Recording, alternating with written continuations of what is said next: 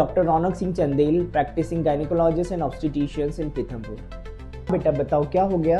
Sir मेरे period irregular है, 2-2 महीने बाद आते हैं सर। लास्ट पीरियड कब आया था? 2 मंथ पहले आया था। 2 मंथ पहले आया था। ऐसा हमेशा होता है?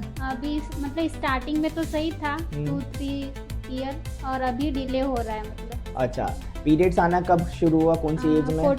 14 ईयर्स में। हाँ। ठीक है। तुम्हारा क्या लाइफ स्टाइल रहता है, दिन भर क्या करती हो? मैं कॉलेज करती हूँ सर, तो मैं सुबह उठती हूँ, कॉलेज जाती हूँ, फिर आती हूँ, कोचिंग वगैरह। किसी प्रकार का कोई एक्सरसाइज, कोई सर। स्पोर्ट्स नहीं करती? ठीक है। पहले से कुछ वजन भी बढ़ गया है क्या? हाँ सर। अच्छा, कितना? 3-4-5 किलो के करीब? हाँ, 2-3 किलो बढ़ 2-3 किलो बढ़ गया। ये पिछले 1-2 महीने में बढ़ गया। हाँ सर। ठीक है। चेहरे पे कोई पिंपल्स होना? हाँ होते हैं। हाँ। ओके। और कोई समस्या? नहीं सर, बस पीरियड डिले होते हैं। देखो बेटा, ऐसा है कि पीसीओएस करके एक समस्या होती है ना, जिसको पॉलीसिस्टिक ओवरीज बोलते हैं ना। अब पीसीओएस जो रहता है आज के समय में हर दूसरी तीसरी फीमेल्स को, और तुम्हारी कॉलेज गोइंग गर्ल्स बोल सकते हैं, मतलब राइट फ्रॉम 18 से 19 साल की उम्र से लेकर ये आज 40 ईयर्स की फीमेल्स को ये होता है ना।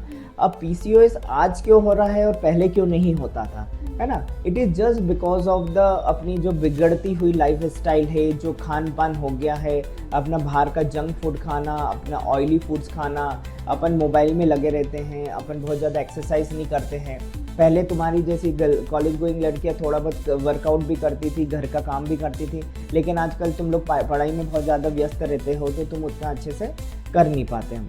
तो पीसीओएस जो है पॉलीसिस्टिक ओवेरियन सिंड्रोम होता है, पॉलीसिस्टिक ओवेरियन डिजीज होता है, पीसीओडी।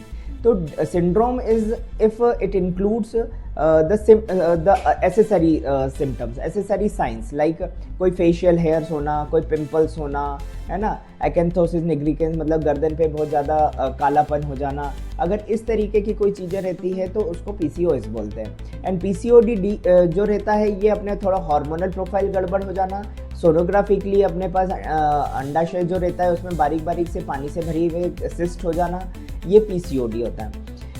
इसका जो इलाज है, अब it can not be cured permanently but it can be controlled, है ना। अब कंट्रोल कैसे करना है और क्योर क्यों नहीं हो सकता? कंट्रोल इसलिए करना है अपन को कि कंट्रोल करने के लिए जो तरीका है अपने पास, वो अपने पास डाइट है, एक्सरसाइज है, और अपने पास इम्प्रूव्ड लाइफ स्टाइल है। ठीक है। अब डाइट में क्या करना है? अब डाइट में लोग बाग क्या करते हैं, खाना छोड़ देते हैं, but that is not diet. Your diet includes high protein, high fibres diet and low carbs, है ना, मतलब लो carbohydrate, high protein, high fibres, low carbohydrate and low fats. अब ये एक लेमैन के लिए ये हो जाता है कि क्या होता है, मतलब प्रोटीन क्या रहता है, फाइबर्स क्या रहता है, कार्बोहाइड्रेट क्या रहता है। तो इन जनरल, इन शॉर्ट अगर मैं तुमको बताऊं, तुमको घी, तेल, शक्कर, आलू, चावल, मैदा, ये वाली चीज़ों को जितना कम कर सकती हो उतना कम करके रखो। और कार्बोहाइड्रेट में मैं बोलूँगा तुमको गेहूं की रोटी छोड़ के बाजरे या ज्वार की रोटी पे शिफ्ट हो जाओ। ठीक है। जंक फूड बिल्कुल बंद कर दो, जो मोमोज, चाइनीज़, ये सब जो खाते हो, ये सब चीज़ें बिल्कुल बंद कर दो। फ्रूट सारे ले सकते हो, सब्जियां, ग्रीन लीफी वेजिटेबल सारी ले सकते हो, है ना। इन सब चीज़ों का सेवन करना है और डेली 1 घंटा एक्सरसाइज करना है। तुम वॉक कर लो, तुम साइकिलिंग कर लो, तुम स्किपिंग कर लो, तुम सूर्य नमस्कार कर लो, तुम योगा कर लो, तुम जिम ज्वाइन कर लो, वॉटएवर जो भी है। तो वेट कंट्रोल करना सबसे ज़्यादा इंपॉर्टेंट है, अलॉन्ग विद दिस डाइट। अगर ये सब कर लिया तो मैं तुमको जब आगे मेडिकेशन जो लिखने जा रहा हूँ, वो मेडिकेशन भी तुम्हारी असर करेगी। अदरवाइज मेडिकेशन से तुम 3 महीने तो अच्छी हो जाओगी, 3 महीने तक पीरियड रेगुलर हो जाएगा, थोड़ा बॉडी भी हल्की लगने लग जाएगी, थोड़े से एक्टिव भी हो जाओगी, BMI BMR भी बढ़ जाएगा, लेकिन दैट इज़ नॉट परमानेंट। ठीक है। अभी तुम अनमैरिड हो, बैचलर हो, कॉलेज गोइंग हो, तो अभी तो सब कुछ चल रहा है, ठीक है, 1.5-2 महीने में आ रहा है, कोई बात नहीं, आ जाएगा इस तरीके से। लेकिन आगे चल के जब तुम मैरिड लाइफ में जाओगी तो it is one of the important and the biggest reason for infertility, है ना। इनफर्टिलिटी मतलब बच्चे नहीं होना, बांझपन होना, ये सब चीज़ें आज के समय का बहुत ही ज़्यादा इम्पॉर्टेंट रीज़न है। तो इसको जितनी जल्दी अपन सही कर सकते हैं, जितना टाइमली अपन उसको इंटरवीन कर लेंगे, वो तुम्हारे लिए बहुत अच्छा है। ठीक है।